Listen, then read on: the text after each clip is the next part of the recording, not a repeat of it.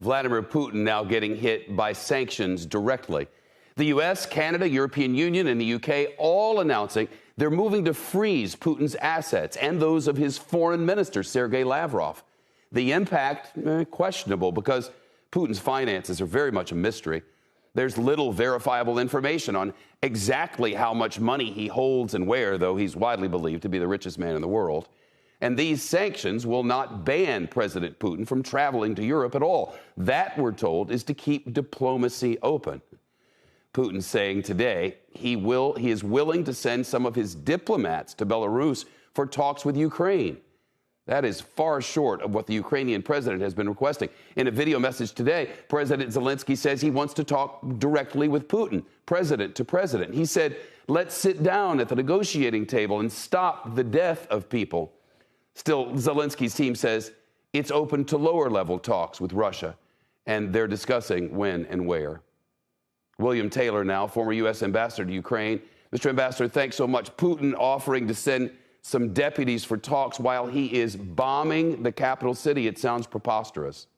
It's preposterous, Shep. You're exactly right. It makes no sense. And President Zelensky will make it clear that that negotiations are fine. He's been asking for that. President Zelensky has been asking for that for months, directly with President Putin.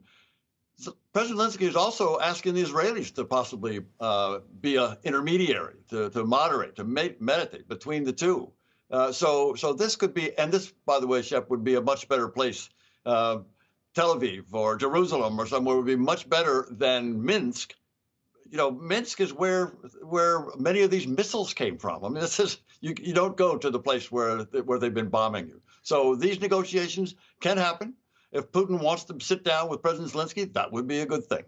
It's hard really to wrap your head around where we are. The most powerful military in all the world, in contact and conjunction with the most powerful militaries in the rest of the world, the NATO alliance and all the rest, and yet Vladimir Putin rolls in and takes over a country in Europe. 3 months ago, it would have just been unthinkable.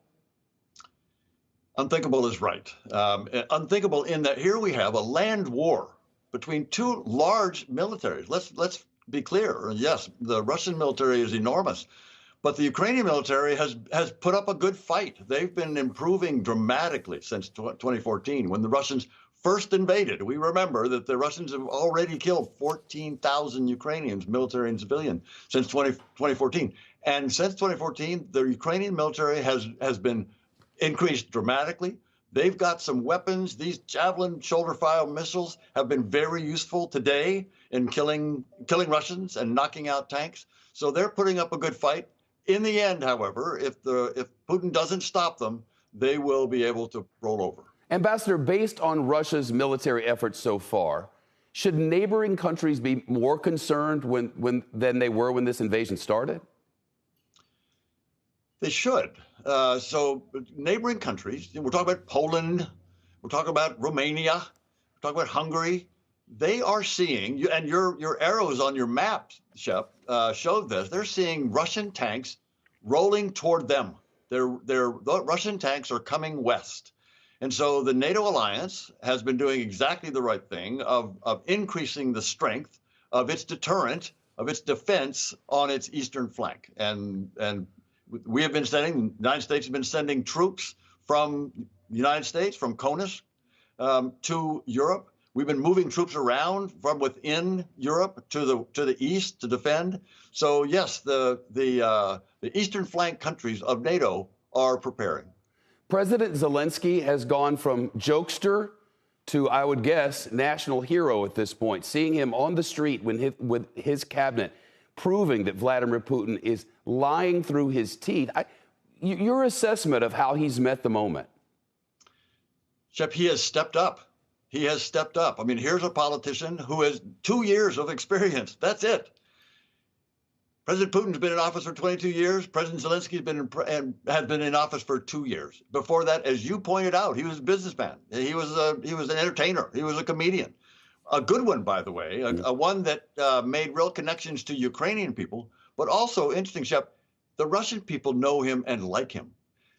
One other thing, you showed that clip of President Putin talking about Nazis and neo-Nazis and Kiev. President Zelensky is of Jewish heritage. Mm. It's unbelievable how little President Putin understands Ukraine. Ambassador Bill Taylor, thank you so much.